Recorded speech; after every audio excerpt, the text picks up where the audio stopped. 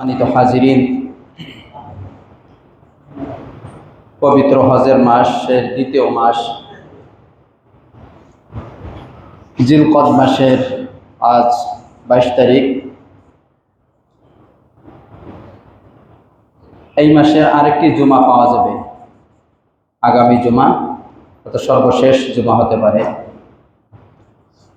পবিত্র মাসে মহান রবের ডাকে সাড়া দেওয়ার জন্য আমাদেরকে আল্লাহ রাব্বুল আলামিন বাছাই করে, পছন্দ করে, মহব্বত করে আগে আগে মসজিদে হাজির হওয়ার, তার ডাকে সাড়া দেওয়ার, আজকের দিনের শ্রেষ্ঠ আমল সালাতুল জুমা আদায়ের জন্য আগে আগে আসার সুযোগ করে দিয়েছেন। যে মহান রব এই তৌফিক, এই ইহসান, এই সুযোগটি আমাদেরকে করে দিয়েছেন, সেই মহান রবের দরবারে বলিষ্ঠ কণ্ঠে অন্তরের অন্তঃস্থল থেকে কালিমাতুশ শুকর আদায় করি আলহামদুলিল্লাহ। যেহেতু একটি জুমা জিলহজ মাসের আগেই আমরা পাচ্ছি, এই জন্য জিলহজ মাসের আমল, প্রথম 10 দিনের গুরুত্ব, ফজিলাত, কোরবানি সংক্রান্ত কিছু কথা ইনশাল্লাহ আগামী জুমায়, আল্লাহ হায়াতে রাখলে, আমরা বেঁচে থাকলে ইনশাল্লাহ আগামী জুমায় হবে। এই জুমায় যে বিষয়টি নিয়ে আপনাদের সামনে আলোচনা করার ইচ্ছা করেছি, বিষয়টি হলো আমাদের সামনে, সারা বিশ্বের মুসলিমদের সামনে মহান দুটি ইবাদত, গুরুত্বপূর্ণ দুটি ইবাদত সন্নিকটে, খুবই কাছে চলে আসছে। গুরুত্বপূর্ণ দুটি ইবাদত, যে ইবাদত দুটি বছরের অন্য সময় করার কোনো কি নেই, সুযোগ নেই, খুবই কাছাকাছি সময়। এর একটি ইবাদতের নাম হলো হজ। নাম কি? হজ। হজ মূলত আরাফাকেই বলা হয়, আরাফার দিন, এই দিনটাকেই মূলত হজ বলা হয়। হজের আরো কার্যক্রম আছে, কিন্তু হাদিসের ভাষায় আল হাজ্জু আরাফা। আল্লাহ রাসূল বলেন হজ কোথায়? আরাফায়, মানে আরাফাই হজ। এটা জিলহজ মাসের কয় তারিখে হয়ে থাকে বলেন? জিলহজ মাসের 9 তারিখে আরাফার ময়দানে অবস্থান করতে হয় আমাদেরকে, সেটা আমাদের কাছে। দ্বিতীয় গুরুত্বপূর্ণ যে ইবাদত আমাদের সামনে, সেই ইবাদতের নাম হলো কোরবানি। কি বলেন? এদিকে তাকান, ওদিকে না তাকান, এদিকে তাকান। নাম কি? কোরবানি। এই আমলটিও আমাদের খুবই কাছাকাছি। সে আমলটি কোন মাসে হয়? জিলহজ মাসের 10 তারিখ। কয় তারিখ? 10 তারিখ থেকে শুরু হয়। এই গুরুত্বপূর্ণ দুটি ইবাদত আমাদের খুবই কাছাকাছি চলে এসেছে। এই মহান দুটি ইবাদত, এই গুরুত্বপূর্ণ দুটি ইবাদতের মূল উদ্দেশ্য, মূল শিক্ষা কি আমাদের? এই দুইটি ইবাদত আমাদেরকে কি সবক দিয়ে যাচ্ছে? বছরের পর বছর তো যাচ্ছে, কোরবানিও করতেছি, আল্লাহ তৌফিক দিলে আমরা অনেকে হজও করেছি বা করব, কিন্তু এই বড় গুরুত্বপূর্ণ দুটি ইবাদতের মূল শিক্ষাটা কি আমাদের? কি সবক দেয় আমাদেরকে এই ইবাদত দুটি? এটা নিয়ে আজকে আলোচনা হবে। অনেক শিক্ষা আছে এই দুটি ইবাদতে। হজের অনেক শিক্ষা আছে। হজের প্রধানতম একটি শিক্ষা হলো তাওহীদ। কি? তাওহীদের স্বীকৃতি দেওয়া, আল্লাহ এক, এটার স্বীকৃতি পদে পদে। এটা নিয়ে আজকে আলোচনা হবে না, তৌফিক দিলে পরে এক সময়। হজের আরো একটা শিক্ষা আছে, সেটা হলো ভ্রাতৃত্ব বন্ধন, ঐক্যের ডাক। সারা বিশ্বের মুসলিমদের মাঝে যেন ঐক্য প্রতিষ্ঠিত হয়, এটা একটা হজের প্রধানতম একটি কি শিক্ষা। হজের আরেকটা শিক্ষা আছে আত-তাকওয়া। নাম কি? তাকওয়া, তাকওয়া অর্জন করা। হজের আরেকটা শিক্ষা আছে সবর, পদে পদে সবরের পরিচয় দিতে হয়। কিসে? হজে। হজে আরেকটি শিক্ষা আছে শয়তানের বিরুদ্ধে কাজ করা, শয়তানের বিরুদ্ধে। এরকম অনেক শিক্ষা আছে হজে। কিন্তু হজের এই সব শিক্ষার মূল একটা শিক্ষা আছে হজের, এবং এর পরের যে ইবাদত কোরবানি, সবচেয়ে গুরুত্বপূর্ণ শিক্ষা। এই একটার ভিতরে সব চলে আসে। সেই শিক্ষার নাম হলো আল্লাহর আনুগত্য করা, আল্লাহর সামনে, আল্লাহর আদেশের সামনে নিজের মাথাকে ঝুঁকিয়ে দেওয়া। কথাটা বুঝে আসছে?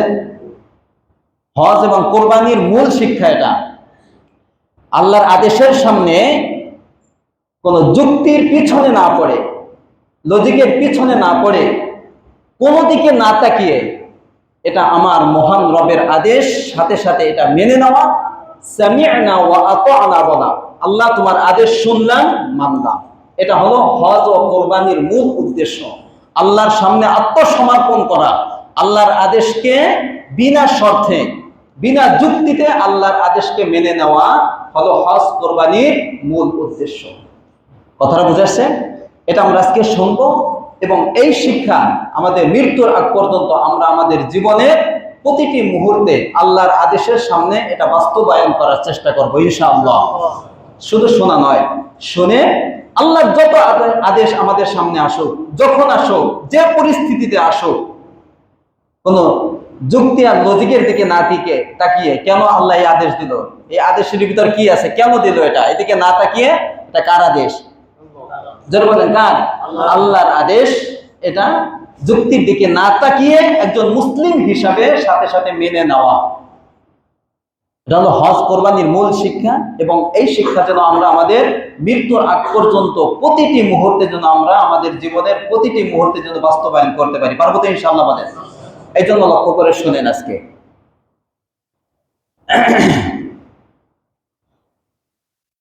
আচ্ছা, এ সম্পর্কে আমি আপনাদেরকে যে ঘটনাগুলো বলবো এই হজ কোরবানির মূল শিক্ষার ক্ষেত্রে, সেটা হলো ইব্রাহিম আলাইহিস সালাম। ইব্রাহিম আলাইহিস সালামকে আল্লাহ রাব্বুল আলামিন যখন বললেন, সূরাতুল বাকারার 131 নম্বর আয়াত, এই আয়াতটি তরজমা করলে আপনি বুঝে আসবে আপনার। আল্লাহ রাব্বুল আলামিন বলেন ইব্রাহিম আলাইহিস সালামকে, ইজ ক্বালা লাহু রাব্বুহু, স্মরণ করো ওই সময়ের কথা যখন তার রব, ইব্রাহিমের রব ইব্রাহিমকে বলল, কি বলল? আসলিম, ইব্রাহিম আমার আদেশের সামনে, আমার নির্দেশের সামনে, আমার হুকুমের সামনে তুমি মাথা নত করো, বিনা শর্তে বিনা যুক্তিতে মেনে নাও। আসলিম। ইব্রাহিম আলাইহিস সালাম বিলম্ব না করে সাথে সাথে বলে ফেললেন। আল্লাহ রাব্বুল আলামিন ইব্রাহিম আলাইহিস সালামের ওই কথাটাই নিজের ভাষায় বলতেছে। ক্বালা, ইব্রাহিম আলাইহিস সালাম বললেন, আসলামতু লিরাব্বিল আলামিন, হে মহান রব, হে বিশ্ব প্রতিপালকের রব, আপনার সামনে আমি আমার নিজেকে সঁপে দিলাম, আমার নিজেকে আপনার আদেশের সামনে নত করে দিলাম এবং আমি আপনার আদেশের সামনে আত্মসমর্পণ করলাম। সুবহানাল্লাহ বলেন। ইব্রাহিম আলাইহিস সালাম, আপনি আজীব হবেন, আশ্চর্য হবেন, কঠিন থেকে কঠিন পরীক্ষা যে নবীকে করেছেন সেই নবীর নাম হলো ইব্রাহিম আলাইহিস সালাম। অনেক পরীক্ষা আল্লাহ রাব্বুল আলামিন তাকে করেছেন। প্রতিটি পরীক্ষা আল্লাহ রাব্বুল আলামিন যেরকম মহান, তার পরীক্ষাটা ওই রকম কঠিন হয়ে থাকে। ইব্রাহিম আলাইহিস সালামের জীবনী যদি আপনি পড়েন, এক একটা পরীক্ষা কত বড়, কত কঠিন কঠিন পরীক্ষা। প্রতিটি পরীক্ষা, এরকম একটা পরীক্ষা নাই যে তিনি ফেল করছেন। কথা বুঝাচ্ছে? সেখানে তিনি ফেল করছেন এরকম একটা পরীক্ষাও নাই। আল্লাহ রাব্বুল আলামিন তাকে যত বড় বড় কঠিন পরীক্ষা করেছেন, প্রত্যেকটা পরীক্ষায় তিনি আল্লাহ রাব্বুল আলামিনের ভাষায় শতবার 100 নাম্বার নিয়ে তিনি পাস করেছেন। সুবহানাল্লাহ বলে। আল্লাহ রাব্বুল আলামিন খুশি হয়ে তার প্রশংসা করে, তার কথাকে, তার এই তিনি যে পরীক্ষায় পাস করেছেন এই কথাটাকে আল্লাহ রাব্বুল আলামিন নিজের ভাষায় বলেছেন। এই সূরা বাকারার এর আগের পৃষ্ঠায় 128 নম্বর 124 নম্বর আয়াত আপনি খুলে দেখবেন, তরজমা পড়লেই বুঝে আসবে। আল্লাহ রাব্বুল আলামিন বলেন, ওয়া ইযিবতালা ইব্রাহিম রাব্বুহু, ইব্রাহিমকে তার রব পরীক্ষা করেছে। চিন্তা করেন, তার রব কাকে? ইব্রাহিমের রব ইব্রাহিমকে কি করেছে? পরীক্ষা করেছে। এরপরে পরীক্ষার ফলাফল কি সেটাও আল্লাহ রাব্বুল আলামিন আমাদেরকে জানিয়ে দিয়েছেন। ফাআতাম্মাহুন্না বিকালিমাতিন ফাআতাম্মাহুন্না, পরীক্ষা করেছে দুই একটা পরীক্ষা নয়, বিকালিমাত, অনেক পরীক্ষা, অনেক বিষয়কে আল্লাহ রাব্বুল আলামিন তাকে পরীক্ষা করেছেন। আল্লাহ রাব্বুল আলামিন বলেন, এই পরীক্ষায় আমার নবী, আমার খলিল ফাআতাম্মাহুন্না, পরিপূর্ণভাবে পাস করেছে। সুবহানাল্লাহ বলেন। সবগুলো তিনি পূর্ণ করেছেন। ফাআতাম্মাহুন্না, যার কারণে আল্লাহ রাব্বুল আলামিন খুশি হয়ে ঘোষণা দিয়ে দিয়েছেন, ক্বালা, আল্লাহ রাব্বুল আলামিন বলেন, ইন্নী জাইলুকা লিন-নাসি ইমামা। যেহেতু আপনি সমস্ত পরীক্ষা পাশ করেছেন, আখিরাতে তো আপনার পুরস্কার আছে। দুনিয়ার পুরস্কার কি? আমি সারা বিশ্বের সমস্ত মানুষ, কিয়ামত পর্যন্ত আগত সমস্ত মানুষের জন্য আমি আপনাকে নেতা হিসাবে নির্বাচন করে দিলাম। সুবহানাল্লাহ। কুদওয়া, ইমাম কুদওয়া, অনুসরণীয় ব্যক্তিকে ইমাম বলা হয়, কুদওয়া বলা হয়। কথায় কথায়, বয়ানে বয়ানে কার কথা আসে? ইব্রাহিম আলাইহিস সালামের কথা আসে। কথাটা বুঝাচ্ছে ভাই? আচ্ছা, এখন দেখেন, শুধু ইব্রাহিম আলাইহিস সালাম নয়, তার পরিবারের প্রত্যেকটি সদস্য ইব্রাহিম আলাইহিস সালামের আল্লাহ রাব্বুল আলামিন তাদের থেকেও পরীক্ষা নিয়েছেন। পুরা ফ্যামিলি, পুরা পরিবার কি আল্লাহ রাব্বুল আলামিন পরীক্ষা নিয়েছেন, এবং পুরা ফ্যামিলি, পুরা পরিবার আল্লাহ রাব্বুল আলামিনের এই পরীক্ষায় পাস করেছেন। তাদের পুরা জীবনটা আল্লাহ রাব্বুল আলামিনের আদেশের সামনে উৎসর্গ করে দিয়েছেন। যার কারণে আল্লাহ রাব্বুল আলামিন হজ ও কোরবানির যে সমস্ত আমল আছে, হজে গিয়ে যে আমলগুলো করি, অনেক আমল আছে, আর কোরবানি, এই সবগুলো আমাদেরকে ইব্রাহিম আলাইহিস সালামের ওই আত্মত্যাগ, ওই আত্মসমর্পণ, ওই যে ত্যাগ করেছেন, আল্লাহ রাব্বুল আলামিনের পরীক্ষায় পাশ করেছেন, যার কারণে আল্লাহ রাব্বুল আলামিন হজ এবং কোরবানির প্রত্যেকটি আমল যেগুলো আমরা করে থাকি, ইব্রাহিম আলাইহিস সালামের ওই আত্মত্যাগকে আমাদেরকে স্মরণ করিয়ে দেয়। এবং কোরবানি এবং হজের প্রত্যেকটি আমল ইব্রাহিম আলাইহিস সালাম এবং তার পরিবারের স্মৃতিচারণ। ঠিক না? ঠিক বলেন? এই যে আমরা যে সাই করি, এই সাই উৎসটা কি, কার থেকে এসেছে? কথা বলেন, কার থেকে? তার স্ত্রী হাজেরা আলাইহিস সালাম থেকে এসেছে। আমরা যে কোরবানি করি, তিনজনের কোরবানির বদলে তার স্ত্রী ইব্রাহিম আলাইহিস সালাম, তার স্ত্রী, তার সন্তান। কথাটা বুঝাচ্ছে ভাই? তো এগুলো আমাদের জন্য আল্লাহ রাব্বুল আলামিন কিয়ামত পর্যন্ত এই আমলগুলোকে আদর্শ হিসাবে, কোনটা ওয়াজিব হিসাবে, কোনটা সুন্নাত হিসাবে আল্লাহ রাব্বুল আলামিন কিয়ামত পর্যন্ত সকল মানুষের জন্য রেখে দিয়েছেন। আল্লাহ রাব্বুল আলামিন সূরাতুস সাফফাতের মধ্যে ঘোষণা দিয়েছেন, ওয়া তারাকনা আলাইহি ফিল আখিরিন। তিনি যে এই পাঁচগুলো করেছেন, যার কারণে আমি তার আমলকে খুশি হয়ে পরবর্তী যত লোক আসবে কিয়ামত পর্যন্ত সকলের মাঝে তার আদর্শকে আমি রেখে দিলাম। সুবহানাল্লাহ বলেন। সকলে মানতে হবে।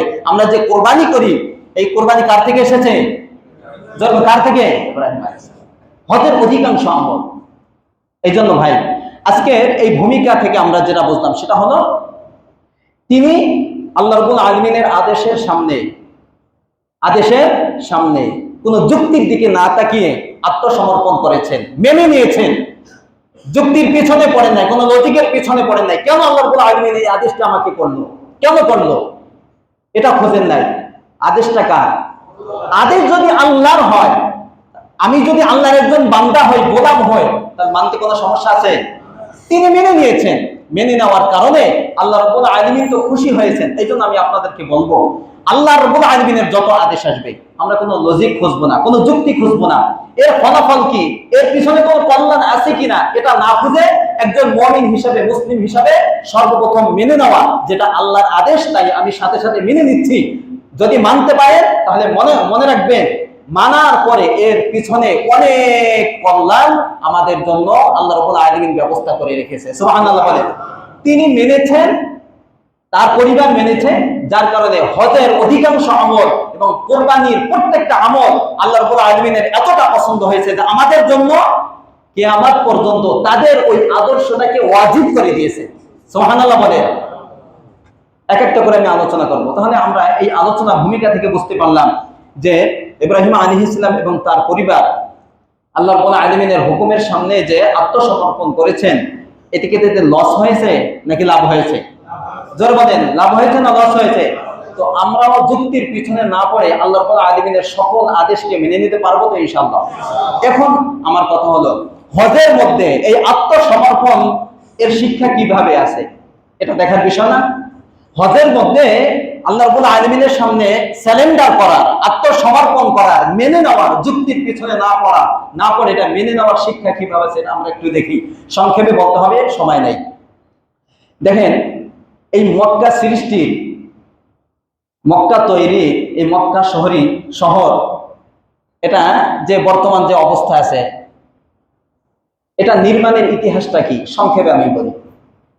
ইব্রাহিম আলাইহিস সালাম দীর্ঘদিন সন্তান হয় না, কান্নাকাটি করেন, আল্লাহ রাব্বুল আলামিনের কাছে দোয়া করেন, রব্বি হাবলি মিনাস সালিহিন। প্রায় 90 বছর বয়স, 86 বছর বয়স হয়ে গেছে। এই সময় আল্লাহ রাব্বুল আলামিনের পক্ষ থেকে সুসংবাদ আসলো যে আপনার কি হবে, সন্তান হবে। ফাবাশশারনাহু বিগুলামিন আলিম। যাই হোক, বুড়া বয়সে যখন পাওয়ার কথা নয়, তখন সন্তান আল্লাহ রাব্বুল আলামিন দান করেছেন, নাম রেখেছেন ইসমাঈল। কি নাম রেখেছেন? দুধের শিশু। ওনার জীবনী নিয়ে যদি কখনো সময় হয় আলোচনা করবো ইনশাআল্লাহ। ওনার বাসস্থান হলো ইরাকে। সেখান থেকে তিনি মূর্তির বিরুদ্ধে, তাওহীদের পক্ষে, শিরকের বিরুদ্ধে সংগ্রাম করে সেখান থেকে সফর করে ফিলিস্তিন গিয়েছিলেন। স্বামী গিয়েছেন ফিলিস্তিন। ফিলিস্তিনে যাওয়ার পরেই সন্তান হয়েছে। সন্তান হওয়ার সাথে সাথে আল্লাহ রাব্বুল আলামিনের পক্ষ থেকে আদেশ আসলো, কাছে রাখা যাবে না, যাও অমুক জায়গায় রেখে আসো। জিবরিল আমিনের মাধ্যমে ইব্রাহিম আলাইহিস সালাম, তার স্ত্রী হাজেরা, তার সন্তান ইসমাঈল, দুধের সন্তান, একেবারে হাদিসের মধ্যে, বুখারী মুসলিমের হাদিসের মধ্যে, দুধের তুরদিউহু, তাকে দুধ পান করানো হয়, এমন সন্তান নিয়ে রওনা হলেন। চলতে চলতে কত সবুজ শ্যামল বাগান, কত বাগিচা, কত সুন্দর জায়গা। কিন্তু যখন এই সমস্ত জায়গায় আসে, ইব্রাহিম আলাইহিস সালাম তখন ভাবতেন যে হয়তো এইখানে থাকার আদেশ দিবেন না। চলতেছেন চলতেছেন, চলতে চলতে চলতে চলতে তখন মক্কার কাছে, মক্কা যে বাইতুল্লাহ, কালো গিলাফে আবৃত যে ঘরটা, এই ঘর তখন ছিল না। ঘর অনেক আগে থেকেই, কিন্তু বন্যার কারণে, যে কোনো কারণে তখন ছিল না, শুধু ভিত্তিটা ছিল। ভিত্তিও এটা বালু এবং পাথরের দ্বারা এটা ঢাকা পড়েছিল। কথাটা বোঝাচ্ছে? ঠিক মক্কার পূর্ব পাশে, কোন পাশে? পূর্ব পাশে যে জমজম কূপ, যেখানে যারা জমজম অনেক আগে হজে গিয়েছেন তারা দেখেছেন, বেশি না, এই যে হাজার আসওয়াদ থেকে একটু সামনে, পূর্ব দিকে, একটু পূর্ব দিকে, বেশি দূরে না, ওইখানে জমজমের কূপ নিচে। ঠিক এখানে যখন আসলেন, আল্লাহ রাব্বুল আলামিনের পক্ষ থেকে জিবরিল আমিন বলে দিলেন যে এখানে আল্লাহ রাব্বুল আলামিন তাদেরকে রেখে আপনাকে আবার ফিলিস্তিন সামনে চলে যাওয়ার আদেশ করেছেন। আপনি একটু চিন্তা করেন, এখানে শুধু তিনি সন্তানকে এবং স্ত্রীকে এখানে রাখলেন। সাথে কি আছে? হাদিসের ভাষায় একটা থলের মধ্যে অল্প কিছু খেজুর আর একটা মশকের মধ্যে সামান্য কিছু পানি, এই যে খাবার। এটা স্ত্রীকে, সন্তানকে ওখানে রেখে, এই খাবারটা রেখে তিনি কোনো কথা না বলে আবার স্বামীর দিকে রওনা হলেন। স্ত্রী, হাদিসের মধ্যে ফাতাবিআতহু উম্মু ইসমাঈল, ইসমাঈলের মা হাজেরা আলাইহিস সালাম তার স্বামীর পিছু নিলেন, যে আমাদেরকে এখানে রেখে কোথায় যাচ্ছে, পিছু নিলেন। যে জিজ্ঞাসা করলেন, আপনি আমাদেরকে এই মরুভূমিতে রেখে, যেখানে কোনো মানুষজন কিছুই নাই, নির্জন ভূমিতে রেখে আপনি কোথায় যাচ্ছেন আমাদের ছেড়ে? কোনো উত্তর দেন না। আইনা তাযহাব ইয়া আবা ইসমাঈল, এইভাবে তিনি প্রশ্ন করতেছেন, ইয়া আবা ইসমাঈল, এইভাবে প্রশ্ন করতেছেন, কোথায় যাচ্ছেন তিনি? তিনি বারবার, মিরাওয়া হাদিসের মধ্যে আছে, বারবার জিজ্ঞাসা করছেন, কোনো উত্তর সারা আসে না।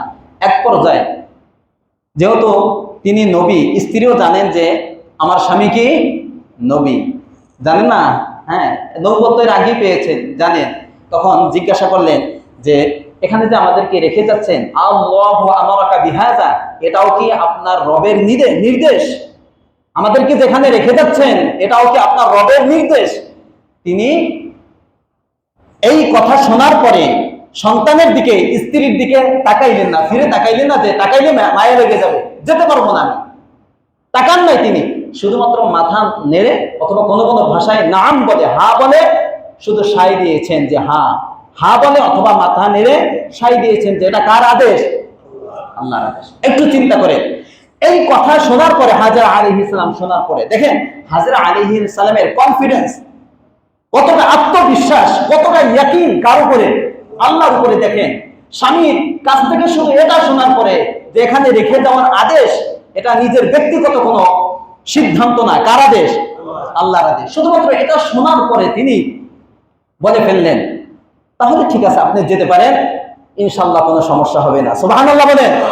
কতটা একজন স্ত্রী, একজন আদর্শ স্ত্রীর গুণ এটা হওয়া উচিত।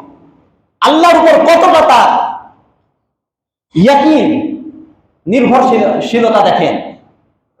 একেবারে নিশ্চিন্ত হয়ে তিনি, নির্ভয়ে তিনি বললেন, আপনি যেতে পারেন, তাহলে কোনো কি নাই, সমস্যা নেই। হাদিসের কথা, ইজাল্লাহ ইউদাইয়ুনা, আপনি যেতে পারেন, আমাদের কোনো কি হবে না, ক্ষতি হবে না। যে রব এখানে আমাদেরকে থাকার নির্দেশ দিয়েছেন, সেই রব আমাদেরকে না খাইয়ে আমাদেরকে তিনি এখানে মেরে ফেলবেন না।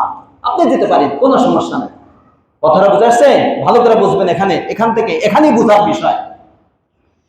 এই যে মক্কাটা আপনি এখন দেখেন, যে মক্কা বর্তমান সময় যে মক্কাটা দেখেন, উনি যখন ছিলেন তখন কি মক্কার অবস্থা এরকম ছিল? মক্কার নামই কি ছিল না?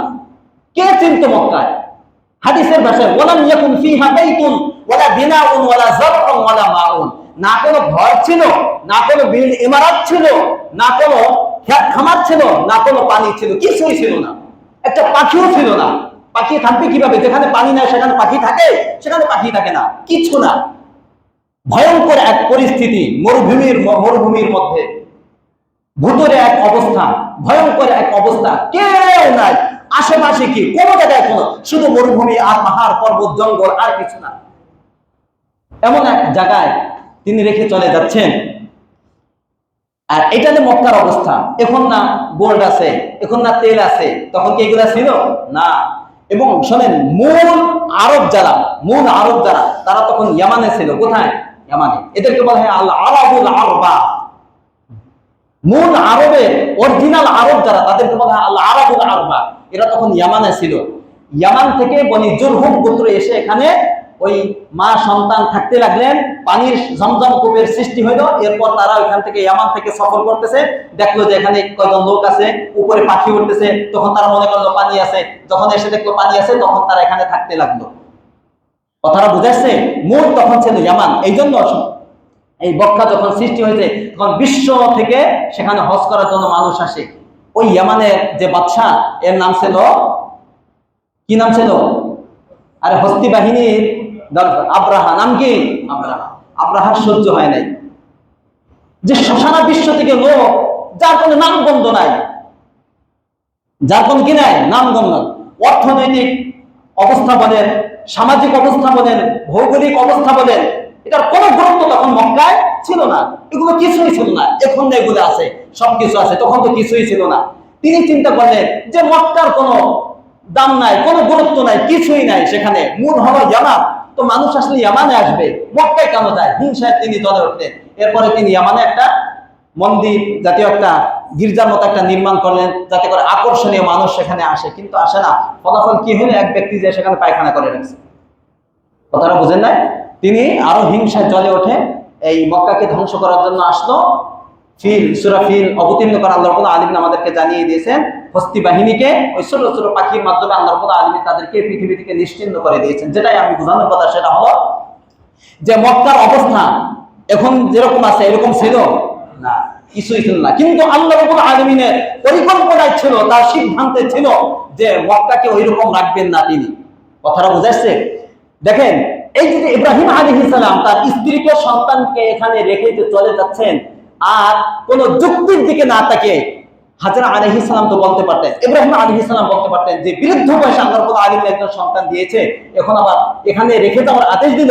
এই সন্তানের সাথে আর কোনোদিন দেখা হবে কি হবে না এর কোনো গ্যারান্টি ছিল? বলেন, কোনো গ্যারান্টি ছিল না। স্বামী আবার ফিরে যেতে হবে। আর হাজরা আলাইহিস সালাম তিনিও তো যুক্তি দেখাইতে পারতেন, এটা কেমন নির্দেশ আল্লাহ রাব্বুল আলামিনের, এটা কেমন নির্দেশ, এটা নির্মম নির্দেশ। এটা এখানে কোনো কিছু খাওয়ার কোনো ব্যবস্থা নাই, পানি তো কয়েকদিন খেলে এটা শেষ হয়ে যাবে, বাচ্চা কিভাবে বাঁচবে, আমি কিভাবে বাঁচবো, এখানে বাঘ ভাল্লুক আছে, এগুলো আমাদেরকে খেয়ে ফেলবে। আল্লাহ রাব্বুল আলামিন এটা কেমন নির্দেশ এখানে আমাদেরকে রেখে দেওয়া? অনেক কান্নাকাটির পর একটা সন্তান পাইলাম, তাও এখানে রেখে দেওয়ার আদেশ দিল। যারা বাপ মায়ের স্নেহে আদর সোহাগে সে বড় হবে, কিছুই পাবে না, এরকম কোন যুক্তি দেখাইছে? জোরে বলেন, দেখাইছে? তিনি আল্লাহর আদেশ, এটা কার আদেশ? আল্লাহর আদেশ, তাই সাথে সাথে মেনে নিয়েছেন। যার কারণে আল্লাহ রাব্বুল আলামিন তার এই সিদ্ধান্তকে, এই আত্মসমর্পণকে এতটা পছন্দ করেছেন যে মক্কার কোনো দাম ছিল না।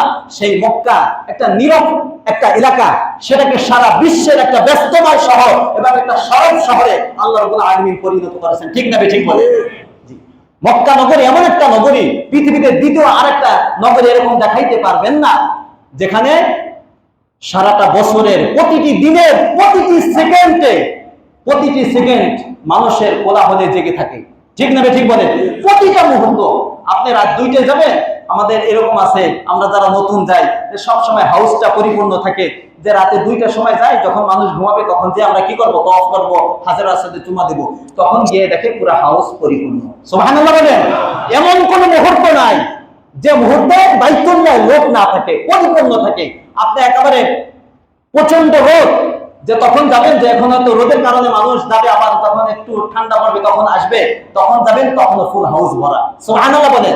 এমন একটা নগরী পৃথিবীতে ছিল না আর ভবিষ্যৎ আসবেও না। আপনি পৃথিবীর এর চেয়ে আর একটা আকর্ষণীয় সুন্দর একটা স্থান দেখান, সেখানে যদি সারা বিশ্বের সমস্ত লোক একত্রিত হয়, সেখানে কয়দিন থাকবে বলেন? ওই এলাকাটা কয়দিন জাঁকজমক থাকবে, লোকে পরিপূর্ণ থাকবে বলেন? 15-20 দিন, 1 মাস, 2 মাস, 3 মাস, 4 মাস, 5 মাসই বলেন। আর হাজার হাজার বছর থেকে নিয়ে কিয়ামত পর্যন্ত এমন একটা স্থান, যে স্থানের প্রতিটা মুহূর্তে, প্রতিটি সেকেন্ডে পরিপূর্ণ থাকে। সুবহানাল্লাহ বলেন। এটা কি কারণে হয়েছে? ওই আল্লাহর আদেশকে যুক্তির পিছনে না তাকিয়ে একেবারে কোনো শর্ত ছাড়া, যুক্তির পিছনে না পড়ে মেনে নেওয়ার কারণে আল্লাহ রাব্বুল আলামিন পছন্দ করে এই নগরীকে কবুল করে ফেলেছেন। সুবহানাল্লাহ বলে। কথাটা বুঝাচ্ছে? এই জন্য আমরা যারা কথায় কথায় খালি লজিক খুঁজি, যুক্তি খুঁজি, যারা বৈজ্ঞানিক দুনিয়া অবৈজ্ঞানিক বলে বলে আমরা এগুলো উড়িয়ে দেই। আল্লাহর এই আদেশটা না, যুক্তিতে গুলাই না, মানি না। আছে না নাই? আমাদের মধ্যে এগুলো আছে না নাই? বলে প্রতিটা কথায় কথায় খালি যুক্তি খুঁজে, লজিক খুঁজে।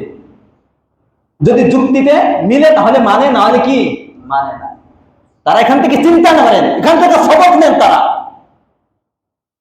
তাদের এখান থেকে সবক নেওয়া উচিত, চিন্তার বিষয় এখানে। এই জন্য আল্লাহর আদেশ আসলে ভাই, এটার নাম ইমান নয় যে আগে আমি কল্যাণ বুঝবো তারপরে আমি আল্লাহর আদেশ মানবো, এটার নাম ইমান না। কল্যাণ অবশ্যই, এর পিছনে আল্লাহ প্রভুত কল্যাণ আল্লাহ রাব্বুল আলামিন রেখে দিয়েছেন, বহুত কল্যাণ এর পিছনে আছে। কিন্তু আপনি একজন মুসলিম হিসাবে সর্বপ্রথম এটা কার আদেশ? আল্লাহর আদেশ, তাই মেনে নেওয়ার নামই হলো মুসলিম মুমিন। কথাটা বুঝাচ্ছেন? এই জন্য আমরা এখান থেকে কি শিক্ষাটা পেলাম? হজের এখান থেকে আমরা কি শিক্ষা পেলাম? আল্লাহর আদেশ কোন যুক্তির পিছনে না পড়ে মেনে নেওয়ার নামই হলো। আচ্ছা, এখানে আমি একটা বলি আমাদেরকে, শোনেন, যেহেতু সময় চলে যাচ্ছে, এই যে আমরা যে নামাজ পড়ি, আমরা যে রোজা রাখি, আমরা যে ইবাদত বন্দেগী করি, এই রোজা নামাজ এগুলো মূলত ইবাদত না। আমরা যে নামাজ পড়ি, রোজা রাখি, এগুলো ইবাদত না। আপনি বলবেন কি বলে হুজুর, আমি বুঝাই শুনে। এই নামাজের নাম ইবাদত নয়। যদি নামাজ ইবাদত হইতো, তখন সূর্য যখন মাথা বরাবর থাকে তখন নামাজ পড়া জায়েজ আছে? নামাজ যদি ইবাদত হতো তাহলে সবসময় পড়া ইবাদত, ঠিক না? ঠিক বলেন। তখন তো নামাজ পড়া 3 সময় তো নামাজ পড়া জায়েজ নাই। রোজা যদি ইবাদত হইতো তাহলে ঈদের দিন রোজা রাখা জায়েজ আছে? জোর বলেন, আছে? তাহলে রোজা যদি ইবাদত হইতো তাহলে ইবাদত তো সবসময় করা যাবে, তখন কেন করা যায় না? এইগুলোর নাম ইবাদত নয়। মূল ইবাদত হলো আল্লাহর আদেশ। বলেন, কার আদেশ? আল্লাহর নির্দেশ, আল্লাহর আদেশের নাম হলো ইবাদত। আচ্ছা, এখন নামাজ পড়ার সময় আসছে, তুমি নামাজ পড়ো, আল্লাহর আদেশ এখন নামাজ পড়ো, বাস এখন নামাজ পড়ার নাম ইবাদত। এখন নামাজ পড়তে পারবে না, এখন নামাজ না পড়ার নাম ইবাদত। এখন তুমি রোজা রাখো, এখন রোজা রাখার নাম ইবাদত। এখন রোজা রাখতে পারবে না, কাজে রোজা থেকে বিরত থাকার নাম কি? ইবাদত। মূল ইবাদত হলো আল্লাহর আদেশ। এই জন্য আল্লাহর আদেশকে বিনা শর্তে মেনে নেওয়ার নাম হলো ইবাদত। আল্লাহ রাব্বুল আলামিন আমাদেরকে প্রতিটি মুহূর্তে আল্লাহর আদেশের সামনে কোনো যুক্তির পিছনে না পড়ে যেন আল্লাহ রাব্বুল আলামিন আমাদেরকে মেনে নেওয়ার তৌফিক দান করেন, আমিন বলেন। এই একটা আমরা এখান থেকে পেলাম। এরপরে দেখেন, হজের প্রত্যেকটি আমল, এই যে আমরা বাইতুল্লাহ চারপাশে তাওয়াফ করি, কি করি? এই আপনারা কি ঘুমাই গেছেন নেই? আচ্ছা, বাইতুল্লাহ চারপাশে যে আমরা তাওয়াফ করি, আচ্ছা এখানে কি আছে? কি বলেন এখানে? কি বলেন? বাইতুল্লাহ কি একটা পাথরের একটা ঘর, এখানে আমরা ঘুরতেছি। সাফা মারওয়া, এখানে যে আমরা তাওয়াফ করতেছি, কি আছে বলেন? সাফা মারওয়া, একবার সাফায় উঠতেছি, আবার দৌড়ে যে মারওয়ায় উঠতেছি। ভালো করে বোঝেন। তারপর আমরা যাচ্ছি আরাফায়, খালি মাথায়, সেখানে আমরা সকাল থেকে নিয়ে আবার সন্ধ্যা পর্যন্ত থেকে। বলেন ওখানে কি আছে? কি আপনি দেখেন, প্রত্যেকটা হজের প্রত্যেকটা আমলের মধ্যে। এরপরে মুজদালিফা আমরা রাত্রে আসি, মিনায় আমরা পাথর নিক্ষেপ করি, এখানে কোনো শয়তান আছে? আর বলেন, এই যে আমরা বলি বড় শয়তান, ছোট শয়তান, মেজর শয়তান, এগুলো বলা যাবে না, এখানে কোনো শয়তান নাই। এই যে আমরা তাকে আমরা কখন নিক্ষেপ করি, কেন নিক্ষেপ করতেছি? বলেন, এখানে যুক্তি খোঁজার সুযোগ আছে না নাই? আছে। যুক্তি খোঁজার কি আছে? সুযোগ আছে, কিন্তু যুক্তি খোঁজা যাবে না। এগুলা কে করতে বলছে? আল্লাহ। এই জন্য এটা আল্লাহর আদেশ, বিনা শর্তে বিনা যুক্তিতে মেনে নেওয়ার নামই হলো ইবাদত। সে একজন প্রকৃত মুসলিম, যে মেনে নিতে পারবে। এখান থেকে সবকগুলো নেন, এখানে আত্মসমর্পণ, আল্লাহর আনুগত্য, কোন শর্ত ছাড়াই, কোন যুক্তির পিছনে ছাড়া এটা মেনে নিতে হবে। দেখেন, বাইতুল্লাহ যদি আপনি 1 রাকাত নামাজ পড়েন, সওয়াব কতটুকু? জোরে বলেন, 1,00,000 রাকাত। আল্লাহর আদেশ, তুমি এখন বাইতুল্লাহ থাকতে পারবে না, যাও আরাফায় যাও, মিনায় যাও, মুজদালিফায় যাও। আপনি বলেন না, আরাফায় গেলে 1,00,000 রাকাতের সওয়াব হবে না, মিনায় নামাজ পড়লে 1,00,000 রাকাতের সওয়াব হবে না, মুজদালিফায় নামাজ পড়লে 1,00,000 রাকাতের সওয়াব হবে না। কিন্তু আপনাকে আল্লাহ রাব্বুল আলামিন আদেশ দিয়েছেন, এখন তুমি আর বাইতুল্লাহ থাকতে পারবে না। কোথায় যেতে হবে? আরাফায় যেতে হবে, মিনায় যেতে হবে, মুজদালিফায় যেতে হবে। আপনি যুক্তি খাটাইলেন, না আমি 1,00,000 রাকাতের সওয়াব নেওয়ার জন্য আমি যাব না, মিনায় যাব না, আরাফায় যাব না, মুজদালিফায় যাব না। কোন জায়গায় থাকবো? জোরে বলেন, কোন জায়গায়? বাইতুল্লাহ থেকে নামাজ পড়বো আর প্রতি রাকাতে 1,00,000 রাকাতের সওয়াব আমি অর্জন করব। হবে? জি, এটাই বলতে হবে। হজ থেকে আমাদের এই শিক্ষা নিতে হবে, নিঃশর্তে বিনা যুক্তিতে আল্লাহর আদেশকে মেনে নিতে হবে। পারবো তো ইনশাআল্লাহ? বলেন বাস, আল্লাহর আদেশ, আরাফায় যাও, ওখানে কিছু না থাকুক, আদেশ করছে কে? যেতে হবে। মুজদালিফায় যেতে হবে, মিনায় যেতে হবে, ওখানে কঙ্কর নিক্ষেপ করতে হবে। কোন যুক্তি, কোন লজিকের পিছনে তাকানো যাবে না। পারবো ইনশাআল্লাহ? বলেন সারা জীবনে এই নীতির আলোকে চলতে পারবো তো ইনশাআল্লাহ? বলেন। এই মোটামুটি একটা আলোচনা গেল। আচ্ছা, এটা তো হজ গেল। কোরবানি দেখেন, আপনি কোরবানির দিকে আপনি তাকান। এরপরে কোরবানি, দ্বিতীয় যে আমল আমাদের সামনে আসতেছে সেটা হলো কোরবানি। এই কোরবানি কার থেকে এসেছে? কার থেকে? ইব্রাহিম আলাইহিস সালাম থেকে এসেছে। ঠিক না? ঠিক বলেন। আচ্ছা, এই বাইতুল্লাহ পাশে রেখে গেলেন, আস্তে আস্তে জমজম পানি হলো, এরপরে মানুষ এসে বসতি স্থাপন হয়েছে, কিছু লোক এখানে আসছে। কিছু একটু বড় হওয়ার পরে, 12 বছর বড় বয়স হওয়ার পরে আবার আল্লাহর আদেশ আসলো, যান শাম থেকে ওখানে যান, সন্তানদের কাছে যান, সন্তানকে নিয়ে আমার ঘর বাইতুল্লাহ নির্মাণ করে। কথাটা বুঝাচ্ছে? জিবরিল আমিন না, এরপরে এটা আর একটু পরে, কিছুদিন পরে, একটু বড় হওয়ার পরে, এই 12 বছর বয়স হওয়ার পরে আল্লাহর পক্ষ থেকে আদেশ আসলো, যান। স্বপ্ন দেখাচ্ছে, কি দেখাচ্ছে? স্বপ্ন দেখাচ্ছে যে সন্তানকে কি করেন? কোরবানি করেন। বারবার আদেশ আসতেছে, সন্তানকে কোরবানি করেন। স্বপ্ন দেখতেছেন তিনি, ইন্নী আরা ফিল মানাম আন্নী আযবাহুকা ফানজুর মাযা তারা। বারবার স্বপ্ন দেখছেন যে সন্তানকে কোরবানি করতেছেন। যেহেতু নবীদের স্বপ্ন কি হয়ে থাকে? সত্য হয়ে থাকে। তিনি বুঝতে পারলেন যে আমার আদরের সন্তানকে আল্লাহ রাব্বুল আলামিনের জন্য কোরবানি দেওয়ার আদেশ কার পক্ষ থেকে? আল্লাহর পক্ষ থেকে আসছে। একজন নবী, চিন্তা করেন, তিনি এখানে কোনো যুক্তির পিছনে পড়েন নাই। তিনি বলেন নাই, আল্লাহ এতদিন পর একটা সন্তান দিয়েছ, এখন আমার সাথে ফালাম্মা বালাগা মাআহু সা'য়া, পিতার সাথে চলাফেরা করার মতো বয়স হয়েছে, কথা বলে, বাবা বাবা ডাকে, কোলে ওঠে। বলেন এই সময়ে সবচেয়ে একজন পিতার আদর সন্তানের প্রতি সবচেয়ে স্নেহ, মায়া, মমতা সবচেয়ে বেশি হয়। ঠিক না? ঠিক বলেন। দৌড়ে কাছে আসে, একটু সহযোগিতা করে, চুমু দেয়, কথা বলেন। ঠিক না? ঠিক বলেন। ঠিক এই মুহূর্তে যখন ভালোবাসা সন্তানের অন্তরে গেঁথে যায়, ঠিক এই মুহূর্তে কিন্তু আদেশ আসার সাথে সাথে, কার আদেশ? ইব্রাহিম আলাইহিস সালাম। কত বড় বড় কঠিন পরীক্ষা, তাকালেন না।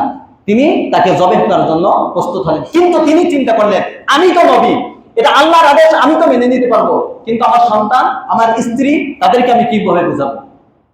সন্তানের কাছে গেলেন, বললেন যে এরকম আমি স্বপ্ন দেখেছি। সন্তান কাল বিলম্ব না করে সাথে সাথে বললেন, ফাফআল মা তুমার সাতাজিদুনি ইনশাআল্লাহু মিনাস সাবিরিন। আল্লাহু আকবার বলেন। 12 বছর আসছে, 12 বছরের সন্তান বললেন, পিতা, আল্লাহর পক্ষ থেকে আপনার কাছে যে যে আদেশ এসেছে এটা আপনি বাস্তবায়ন করুন, আমাকে জবেহ করুন ইনশাআল্লাহ। একজন ধৈর্যশীল সন্তানদের, একজন সন্তান যেরকম ধৈর্য ধারণ করে, পৃথিবীতে অনেক সবরকারী লোক আছে না নাই? তাদের মতো আপনি আমাকেও পাবেন। সুবহানাল্লাহ বলেন। সন্তান নবী হবেন সামনে, যাক সন্তানকে তো বুঝালেন, মাকে কিভাবে বোঝাবেন? এখানে অনেক মিথ্যা কাহিনী আছে, ওগুলা না। মাকে কিভাবে বোঝায়? ফাঁকি দিয়ে নিয়ে গেছেন, অমুক জায়গায় বেড়াইতে যাবো, এই বলেন, জি না, এই সমস্ত ভুল কাহিনী এগুলো। মাকে কিভাবে বুঝাবেন? যে মা এত সাধনা করে সন্তানকে এই পর্যন্ত বড় করেছে, কত সাধনা করে। এই যে পানির জন্য যখন পানি শেষ হয়ে গেছে, সফা একবার, এখন তো সফা থেকে মারওয়া এসি দিয়ে পুরো ঠান্ডা করে রাখে। ঠিক না? ঠিক করে বরফ করে রাখে। তারপরে একটু পর পর জমজমের পানি, গলা শুকিয়ে যায়, আর অনেক, প্রায় 1 কিলোমিটার 7 চক্কর দেওয়ার পরে, সাই দেওয়ার পরে একেবারে আর পা চলে না। ঠিক না? বের হইতে মনে চায় না তখন। কিন্তু এসি দিয়ে ঠান্ডা করে রাখে, একটু পর পর ঝমঝমের পানি গলা শুকিয়ে গেলে এখানে খেয়ে তৃষ্ণা নিবারণ করো। এরপরে আবার দেখেন যে যেখানটা আমরা সাইকুলা করা হয় উঁচা নিচন একেবারে বরাবর, কথা বলেন বরাবর মার্বেল পাথর দিয়া এখানে করা আছে, কোনো কষ্ট হয় না। এরপর ওই পাহাড়ে উঠতে হয়, পাহাড়গুলো অনেক উঁচু না, সহজে 1 সেকেন্ড 2 সেকেন্ডের মধ্যে হাঁটতে হাঁটতে উঠে যায়। কিন্তু আগে সেই পাহাড়ের কথা চিন্তা, কত উঁচা ছিল, সফা কত উঁচা, মারওয়া কত উঁচা, আর এটা পাথরের ভূমি ছিল যেখান থেকে আমরা দৌড়াই। তখন কি এসি ছিল? একবার সফা পাহাড়ে উঠে সন্তানের দিকে পানির সন্ধান, কোন জায়গায় পানি আছে, আবার মারওয়ায় দৌড় দিয়ে যায়, মারওয়ায় উঠে কোথায় পানি আছে সন্তানের জন্য, আবার সন্তানের দিকে তাকায়। এত কষ্টের পর পানির সন্তান মিলেছে, এই সন্তানকে পেয়েছে, পানির সন্তান মিলার পরে এই পানি খাওয়ায় সন্তানকে আস্তে আস্তে বড় করেছে, কত কষ্ট। এরপরে এখন আদেশ আসতেছে সন্তানকে কি করতে হবে?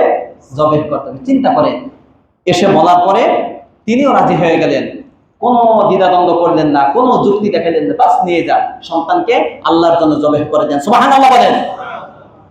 কিয়ামত পর্যন্ত সমস্ত যুবক, সমস্ত বিরুদ্ধদের জন্য, সমস্ত অভিভাবকদের জন্য ইব্রাহিম আলাইহিস সালাম, এবং সমস্ত মাদের জন্য, সমস্ত বোনদের জন্য হাজরা আলাইহিস সালাম, সমস্ত কিশোরদের জন্য, যুবকদের জন্য ইসমাঈল আলাইহিস সালাম আদর্শ হয়ে গেলেন। ঠিক না বেঠিক বলেন?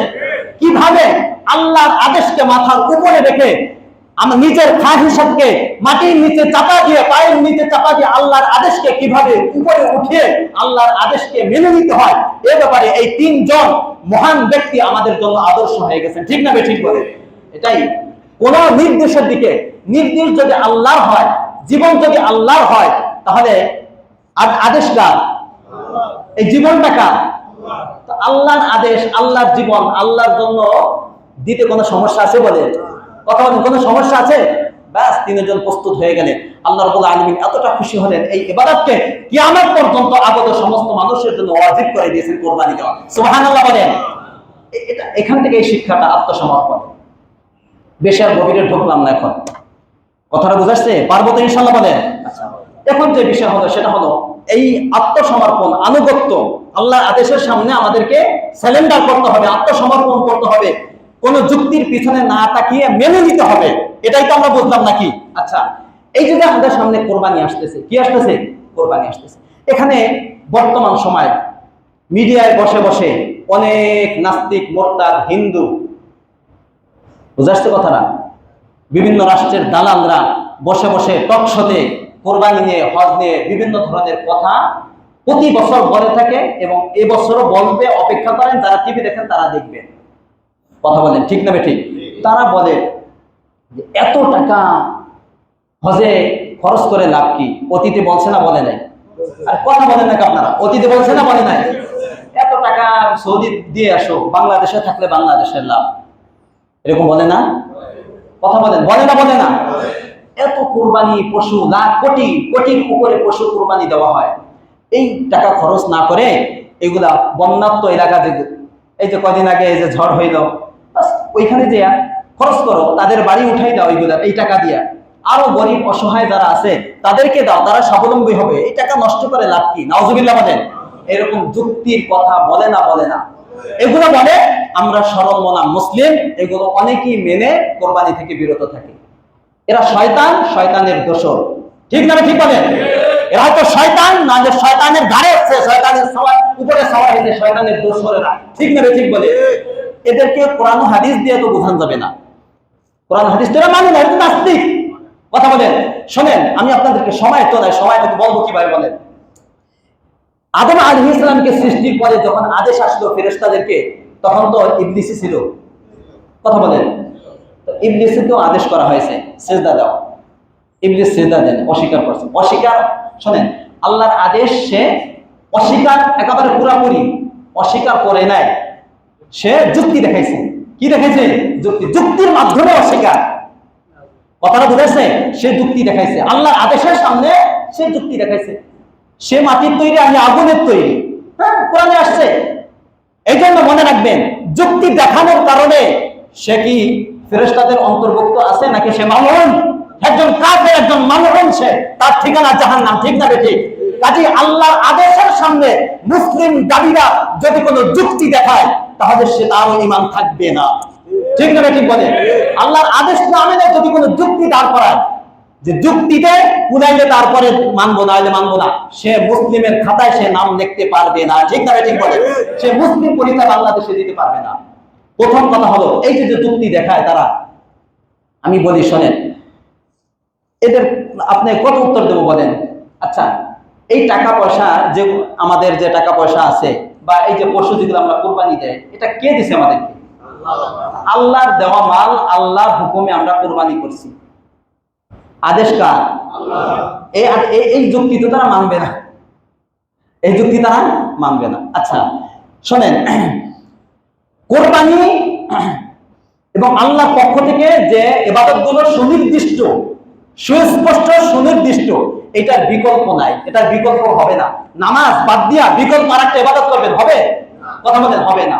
এই জন্য কোরবানি ইবাদত কোরবানি করতে হবে, এর বিকল্প কোরবানি না করে দান করবেন, হবে না। এটা তো কোরআন হাদিসের দৃষ্টিতে আমি কি দিলাম? দলিল দিলাম, আপনাদেরকে বুঝাইলাম। সামনে আরো আমি বুঝাই, শোনেন।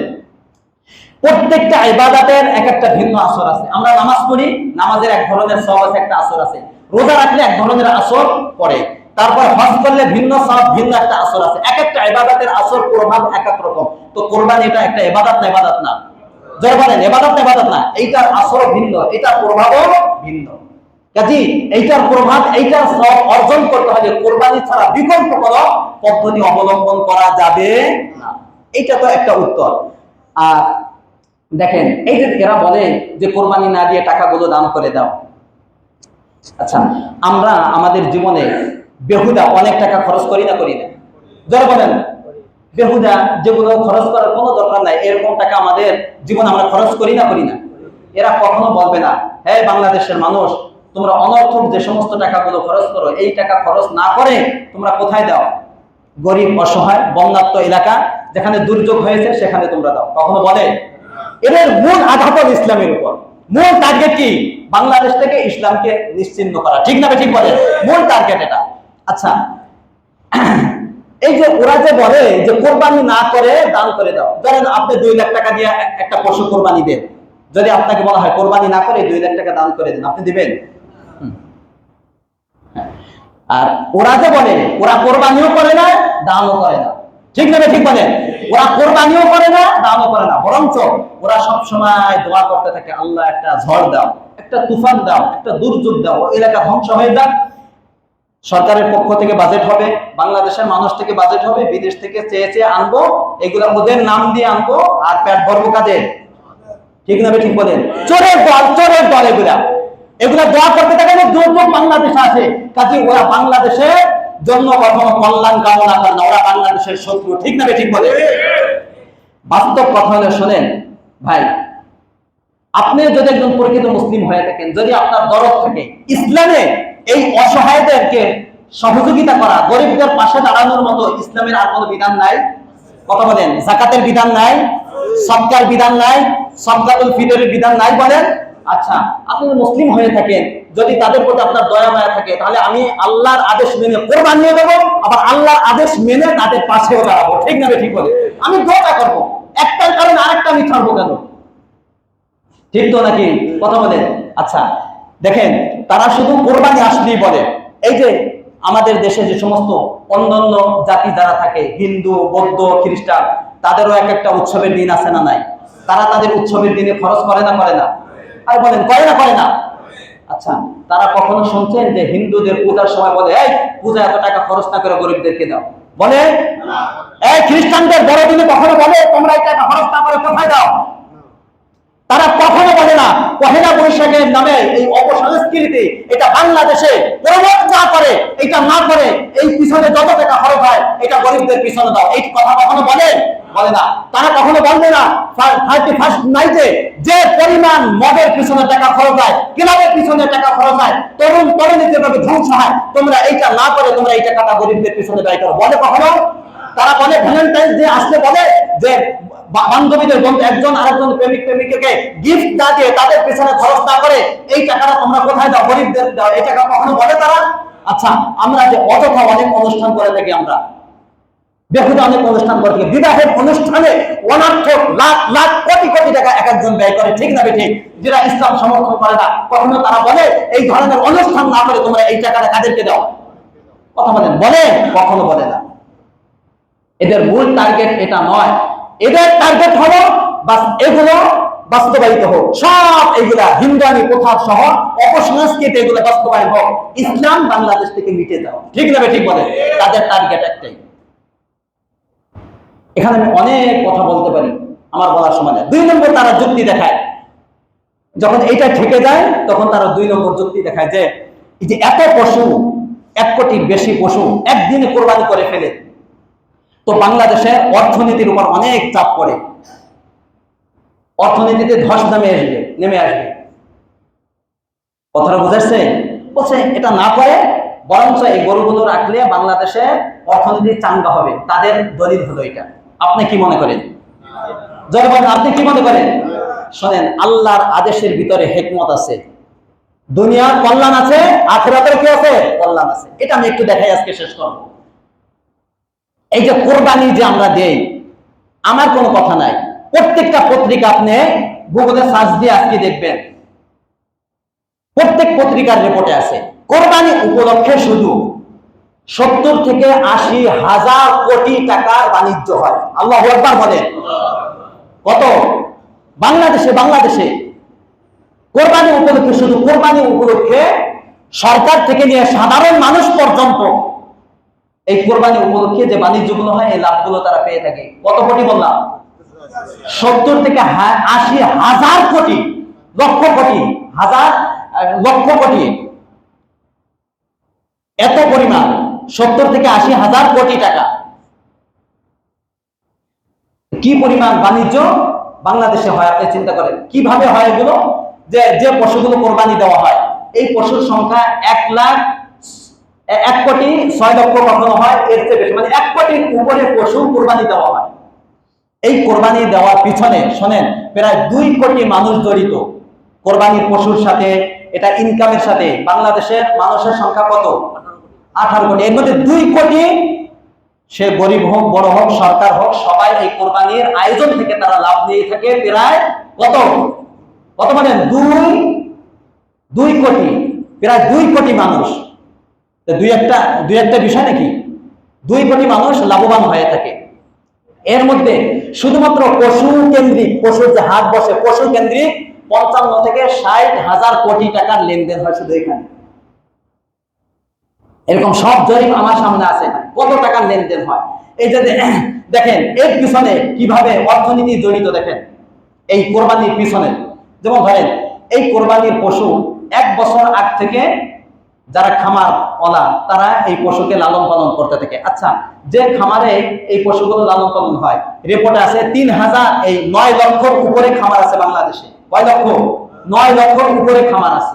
এছাড়া সাধারণ অনেকের মানুষের 2, 1, 3, 4টা গরু তো আছে, খামারই আছে 9 লক্ষের উপরে।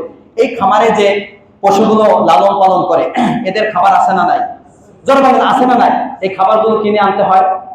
এই যে লেনদেন গুলো হচ্ছে, এই খামারে যে সমস্ত শ্রমিক খাটে, এদের খাবার, শ্রমিকের খরচ, এই যে তারা যে একটা অর্থ পাচ্ছে, এই গরুগুলো পালে কি জন্য? কোরবানির সময় বিক্রি করবে, সব উদ্দেশ্য কোরবানি। আচ্ছা, কোরবানির সময় এই পশুগুলো সারা বাংলাদেশের বিভিন্ন, ঢাকা শহরে বিভিন্ন জায়গায় আনা হয় না? হয় না? এই যে বিভিন্ন গাড়িতে করে আনা হয়, পিকআপ সহ, ট্রাক সহ, এতে ট্রাকের খরচে তারা লাভবান হয় না? হয় না? বিভিন্ন গাড়িতে করে আনা হয়। আচ্ছা, যে হাটগুলো বসে, এজারা দেওয়া হয়, এখান থেকে সিটি কর্পোরেশন বা সরকার টাকা পায় না? পায় না?